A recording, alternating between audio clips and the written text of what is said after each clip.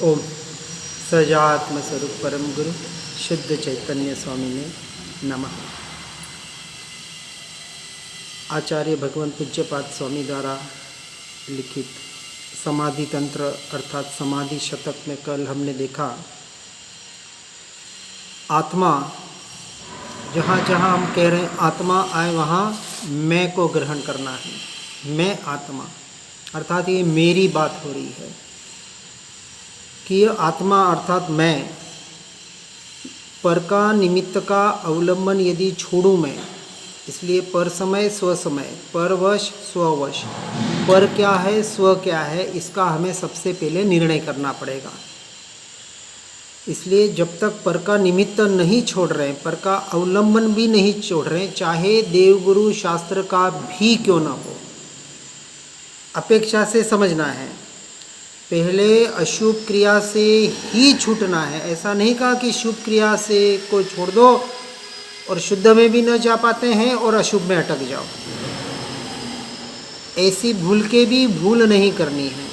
यहाँ अपेक्षा से कह रहे हैं पर अपनी अवस्था के अनुसार पर का निर्णय करना है। ऐसे पर का निमित्त का अवलंबन भी छोड़कर स्वयं अपना गुरु बने। और बने ये भी व्यवहार का कथन, हम बन ही रहे हैं क्योंकि सुन रहे हैं सबकी, जैसे व्यवहार में भी कहते सुनो सबकी और करो, मन की ही करते हैं। इसलिए स्वयं के ही गुरु बने हैं, भले आप माने या न माने। क्योंकि यदि हम स्वयं के गुरु नहीं होते तो जो हमारे गुरु कह रहे हैं उसको वैसा का वैसा स्वीकार करते हैं, लेकिन वैसा का वैसा स्वीकार हम कर नहीं पाते। और स्वीकार भी हो जाए तो जीवन में तो उतारना महा से महा कठिन है। हाँ, इसलिए धर्म की सिद्धि के लिए स्व आश्रयी बने तो वह जन्म मरण के दुखों से मुक्त होकर निर्वाण को प्राप्त कर सकता है। चौथे गुणस्थानक में भी जब परद्रव्य परभावों से उपयोग हटा और स्वद्रव्य स्वभाव में उपयोग स्थिर हुआ, सम्यक दर्शन कब होगा कि जो पर ऐसे अशुभ भावों से तो छूटा, क्रिया से भी छूटा, भावों से भी छूटा, पर यदि शुभ क्रिया में और शुभ भावों में धर्म मान ले तो शुद्ध तक नहीं पहुंच पाता, अर्थात सम्यक दर्शन की भी प्राप्ति नहीं कर पाता। वास्तविक तो यह कहना है कि जब जीव अपने स्वद्रव्य में, अपने स्वभाव में, अपने स्वरूप में स्थिर होता है तब परद्रव्य प्रभाव सहज ही वहाँ से उपयोग हट ही जाता है। हटाने की चेष्टा नहीं करनी है। इसलिए पुरुषार्थ एक ही कहा कि स्वद्रव्य स्वभाव में निरंतर अपने ज्ञान स्वभाव में उपयोग को स्थिर करने का पुरुषार्थ करो, पर में कुछ करना धरना है ही नहीं है। और ऐसा जीव यदि अपने स्वरूप में समा जाता है और परद्रव्य प्रभावों से अर्थात अशुभ से भी उपयोग तो हटता ही है, परंतु धर्म क्षेत्र में प्रवेश करने के बाद पांचवें छठे गुणस्थानक में भी शुभ भावों से, शुभ क्रियाओं से भी उपयोग को हटाकर जब अपने स्वरूप और स्वभाव में स्थिर होता है तब कहीं जाके उसे सम्यक चारित्र कहा, जिसमें अनंत गुणी निर्जरा होती है। उसके पहले निर्जरा की सोचना भी नहीं है। चौथे में ज़्यादातर संवर ही होता है, निर्जरा आंशिक होती है। पांचवें में संवर की अपेक्षा, यानी यूँ समझें कि कर्मों का आना, क्योंकि मान्यता में तो टंकोत्कीर्ण हो चुका है कि मैं आत्मा ही हूँ, परद्रव्य प्रभाव और उसकी क्रिया, उसके भाव मेरा स्वरूप नहीं है।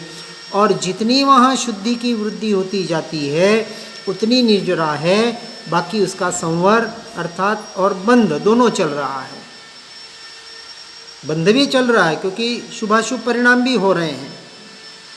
छठे में अशुभ परिणामों से तो पूर्णतः छूट गया, परंतु शुभ और शुद्ध अंतर्मुहूर्त अपने स्वरूप में, अपनी आत्मा में लीन होने का प्रयास और पुरुषार्थ भावलिंगी मुनि करते हैं। और जब स्वरूप में स्थिर नहीं हो पाते हैं और आहार विहार निहार की जब जब क्रिया होती है 28 मूल गुणों का जो पालन होता है, जिसे शुभ क्रिया कहा, और उस शुभ क्रिया के निमित्त से जो शुभ भाव हो रहे हैं, इसलिए आचार्य कुंददेव चरणानुयोग चुलिका में कहते हैं अपने कौन से ग्रंथ में, प्रवचन सार जी में, कि यदि भावलिंगी मुनि किसी को उपदेश करे या अपने संग की व्यवस्था में अपने उपयोग को भटकाए या शास्त्रों का भी लिखान करते हैं, ये जो महापुण्य का कारण बन रहा है, उनमें उनकी कोई आशा नहीं, अपेक्षा नहीं, किसी से लेना नहीं देना नहीं, सहज ही परिणाम हो गया। ताड़पत्री ली, उस पर लिखा, वो पन्ना वहीं के वहीं छोड़ा और आगे निकल गए। वो परिग्रह भी साथ में लेके नहीं घूमते लिखा हुआ पन्ना। ऐसी शुद्ध से शुद्ध क्रिया को भी वहाँ पुण्य का बंध कहा, और वो पाप के अपेक्षा से उसे, क्योंकि पुण्य को भी पाप कहा गया, वो भी कहीं ना कहीं उन भावलिंगी मुनियों को भी कर्म बंध का कारण बन रहा है। इस अपेक्षा से निरंतर सिर्फ और सिर्फ अपनी आत्मस्वरूप में लीनता की अपेक्षा से इस प्रकार का कथन कहा है। अब अपनी जो दशा है उस अपेक्षा से हमें अपने परिणामों को बदलने का प्रयास करना है। आगे कहते हैं गाथा 76 में कि देह में आत्मबुद्धि करने वाला बहिरात्मा मरण नजदीक आने पर क्या करता है। देखिए 7 प्रकार के भय, उसमें सबसे भय का मूल जो सबसे भयंकर भय है वह है मरण भय। जीव मरने से डर रहा है। अभी भी विचार करें, भले हम कहें कि मैं अजर अमर अविनाशी तत्व हूँ, मेरा जन्म नहीं, मेरा मरण नहीं, पर कहीं ना कहीं हम मरने से अभी भी डर रहे हैं। उसका वास्तविक यथार्थ श्रद्धान टंकोत्कीर्ण निर्णय भीतर से नहीं हो पाया है। तो यहाँ कह रहे हैं कि ऐसे बुद्धिमानी जीव भी जो आत्मा की बातें सुन रहे हैं, पढ़ रहे हैं, इसलिए कहा कि निशंकता का लक्षण निर्भयता, और निर्भयता से निसंगता, ये सम्यक दृष्टि का लक्षण बताया। अर्थात चौथे गुणस्थानक से लेके आगे गुणस्थानकों में निशंकता, कौन सी निशंकता, मैं आत्मा ही हूँ, मेरा जन्म नहीं, मेरा मरण नहीं, इस निशंकता के आधार पर मैं अमर अजर अमर अविनाशी तत्व हूँ, सिद्ध स्वरूपी हूँ, मैं ही आत्मा परमात्मा हूँ, मैं स्वयं भगवान हूँ, ये जिसका निर्णय हो गया, टंकोत्कीर्ण श्रद्धान हो गया, अब वो मरने से डरेगा? नहीं डरेगा, बिल्कुल नहीं डरेगा। चाहे चौथे में हो, 5वें में हो, 6ठे में हो, वो दशा की अवस्था है, लेकिन उसका मरण भय चौथे से ही पूरा निकल गया होता है। अब यदि मरण का ही भय नहीं रहा तो वो निर्भय हो गया। सातों भय से, इस लोक का, अपर लोक का, अकस्मात भय, जो भी 7 प्रकार के भय, सारे भयों से रहित। अब वो संसार में रहे कैसे? अब वो 11 प्रतिमा के द्वारा कहो, इस व्यवहार के आधार पर संसार से छूटने का प्रयास करेगा, और अपनी शारीरिक अवस्था के अनुसार यदि मुनि धर्म पालन करने की क्षमता है, वैसा शरीर है, तो सीधा वन जंगलों में निकल जाएगा। किस अपेक्षा से निकलेगा? कि अभी मैं वन जंगल में जाऊं और वहाँ कोई शेर वाघ वगैरह आ जाए और इस शरीर को खा भी जाए, तो भी मुझे तो अंश मात्र भी कुछ मेरा बिगाड़ नहीं सकता। इस निर्भयता के आधार पर वो जीव निर्भय और निसंग हो जाता है। इसलिए निशंकता और निर्भयता चौथे 5वें में, और निसंगता 5वें में आंशिक, और 6ठे में पूर्णतः निसंगता होती है। इसलिए अब हमें जो अभ्यास करना है, जो आत्मा का अच्छा अभ्यास कर रहे हैं, निशंकता का जो अभ्यास जिन्होंने प्राप्त कर लिया है या कर रहे हैं, अर्थात सम्यक तो सन्मुख जो हैं, उन्हें भी साथ साथ में निर्भयता का और निसंगता का अभ्यास बहुत जरूरी है, जिसे हम वानप्रस्थ अवस्था कहते हैं। बार बार मैं जोर इसलिए दे रहा हूँ कि हम इतने सालों से पढ़ रहे हैं, सुन रहे हैं, ये शरीर मैं नहीं, संसार में कोई मेरा नहीं, मैं किसी का नहीं, बोल तो दिया, पढ़ तो लिया, सुन तो लिया, लेकिन जीवन में अपना नहीं पा रहे हैं। क्योंकि स्पष्ट बात है, हम अभी भी घर पे रह के ही साधना करना चाह रहे हैं। हम नहीं कहते कि घर पे रह के नहीं हो सकती, लेकिन अब क्या हमें घर में हमारी कितनी ज़रूरत है, क्या हमें घर में रहना अभी ज़रूरत आवश्यक है क्या? 6 आवश्यक में इस आवश्यक को जोड़ ले। हम जबरदस्ती जुड़े हुए हैं, जबरदस्ती अपनी वहाँ वो क्या कहते हैं कि वो बनाए हुए हैं आवश्यकता, वो बात अलग है। इस क्षण ये देह छूट जाए, ये जीव परिवर्तन कर ले, देह से निकल जाए, तो पता है हमें संसार का 1% भी, किसी का कोई भी कार्य रुकने वाला, फिर हम यूँ कहाँ चिपके हुए हैं। तो ये पुरुषार्थ जरूरी है, बहुत जरूरी है इस मार्ग में।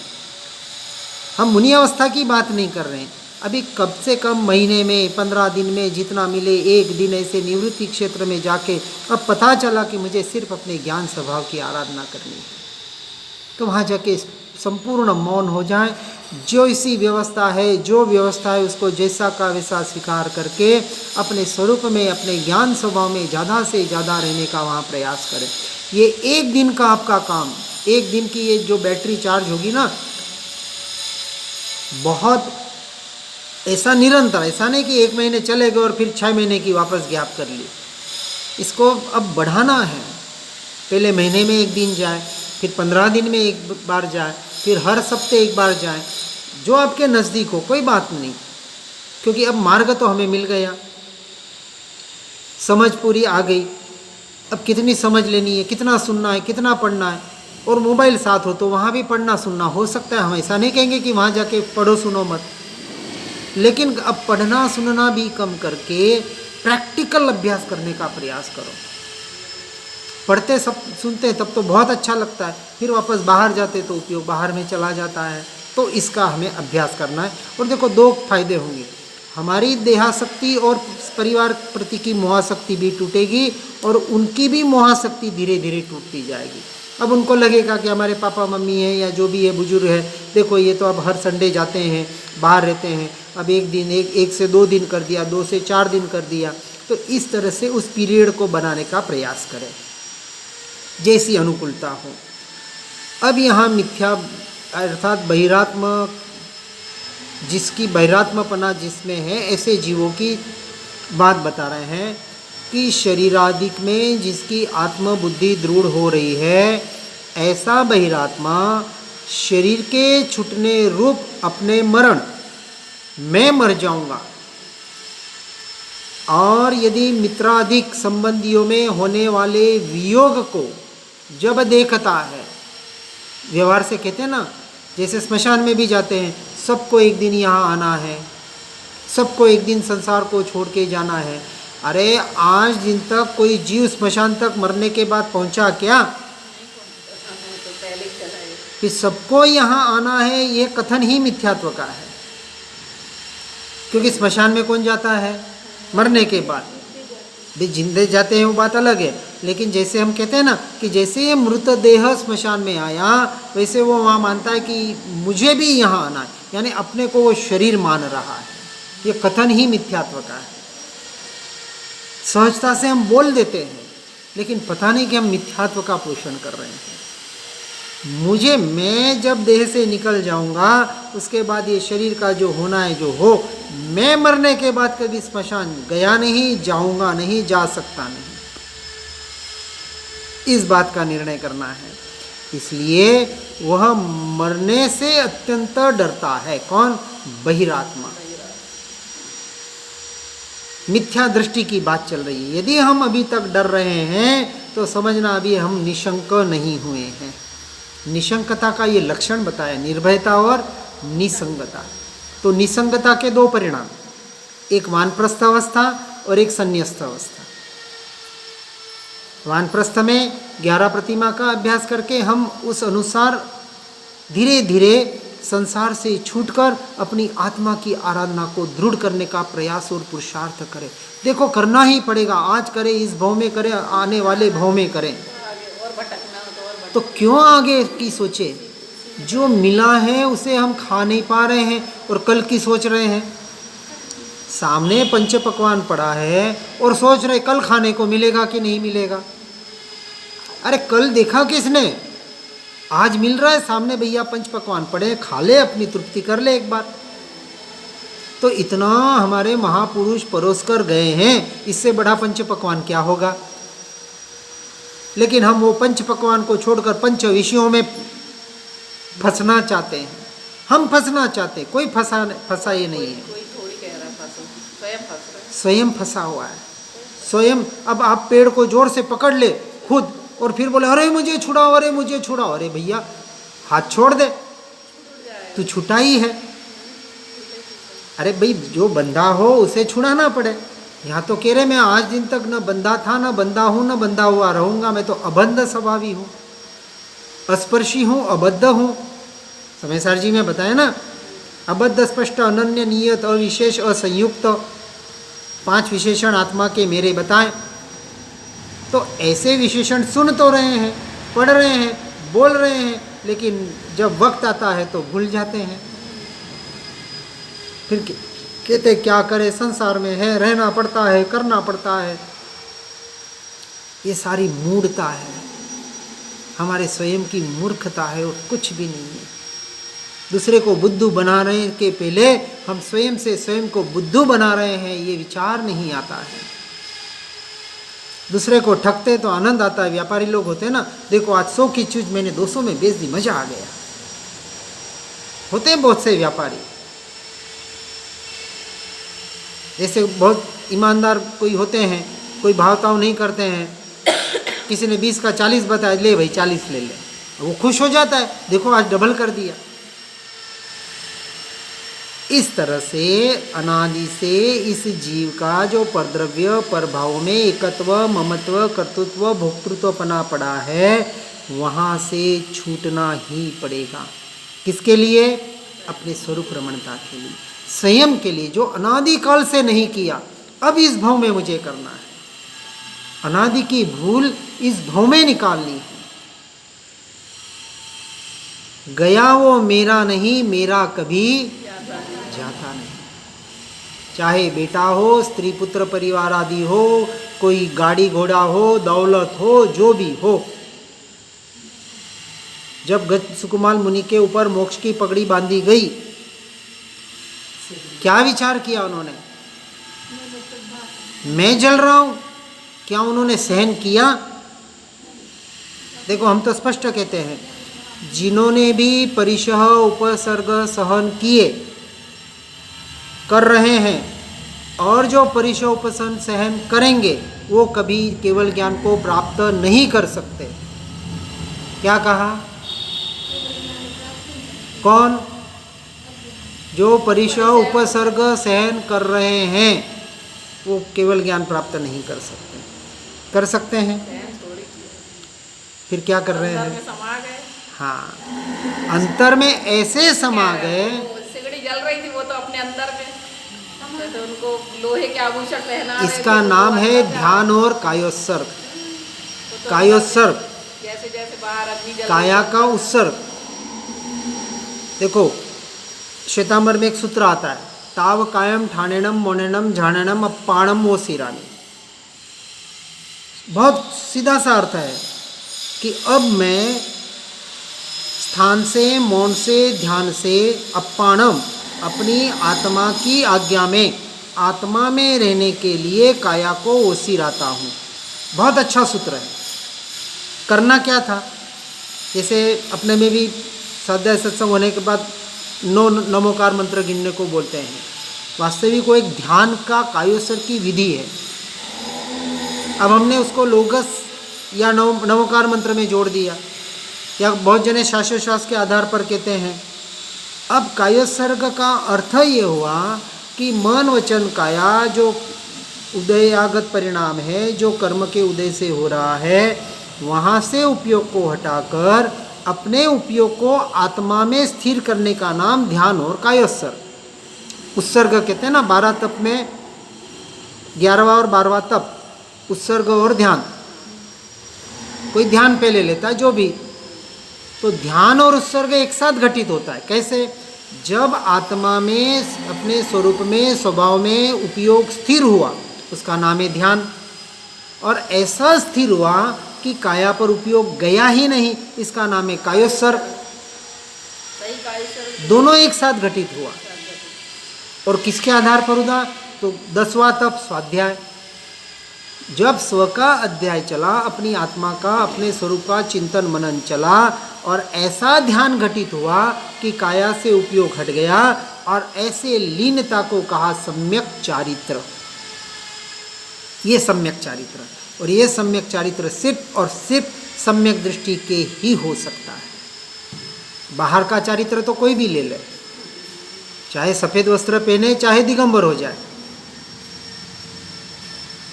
ये इतना कठिन नहीं है जितना अपने स्वरूप और स्वभाव में स्थिर होना। इसके लिए निरंतर अभ्यास करना है। बाहर से भी छूटना है, किस लिए? अपने स्वरूप और स्वभाव में स्थिर होने के लिए। अब ध्येय मिल गया, लक्ष्य मिल गया, अब उसके अनुसार चलो। अब चलना तो पड़ेगा। और किसको चलना पड़ेगा? कोई आके धक्का मार के चलाएगा क्या? माहिर स्वामी आ जाएंगे कि तारण स्वामी आ जाएंगे कि कुंद आचार्य आ जाएंगे कि या और कोई आ जाएंगे, देवी देवता? कोई नहीं आने वाला। पूरा पुरुषार्थ मार्ग पूरा इतना स्वतंत्र बता दिया, सब कुछ स्वयं से स्वयं में स्वयं को करना है। इसलिए निशंकता वहाँ है जहाँ निर्भयता है, और जहाँ निशंकता और निर्भयता है वहाँ नियम से निसंगता है। ये पूरा सम्यक दृष्टि के चौथे, पांचवें, छठे गुणस्थानक के लक्षण को समझना बराबर। जब कहा घर, स्त्री, पुत्र, परिवार आदि ये तो मेरे नहीं, जब शरीर ही मैं नहीं, शरीर भी मेरा नहीं, इस क्या कर सकते हैं शरीर के परिणामों में परिवर्तन में? बताओ। बुखार आया, आपके हाथ में है कि 2 दिन में आप उस बुखार को भगा दें? तत्समय की योग्यता से आया है तो तत्समय की योग्यता से जाएगा। कोई जीव जो इस संसार में आया है, अपना अपना कर्म लेके आया है। हर जीव अपना कर्म लेके आया है। जिसका जितना आयुष्य है, जिसका जैसा कर्म है, उस रूप उस जीव का परिणमन हो रहा है। मेहमान आते हैं ना घर में।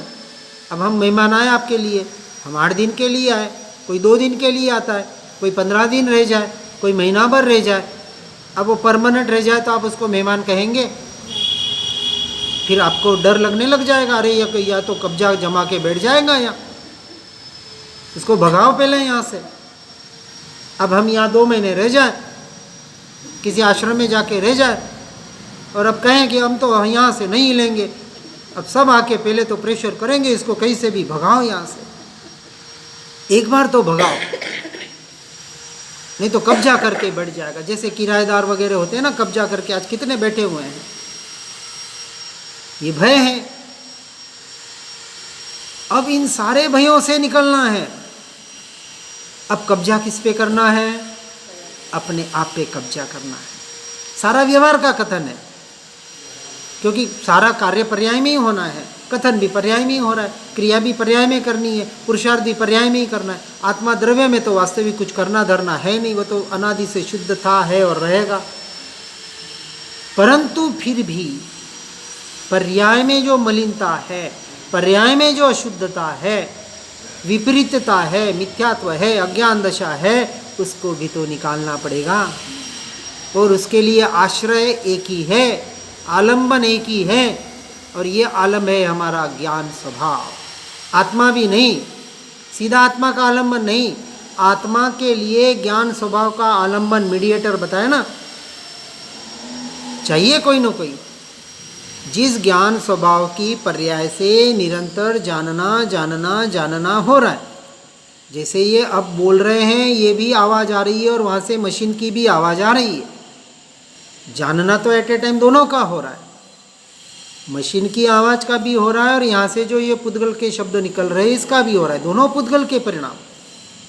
लेकिन अभी हमारा उपयोग कहाँ है? इन शब्दों पर है। उस मशीन की आवाज़ पर नहीं है।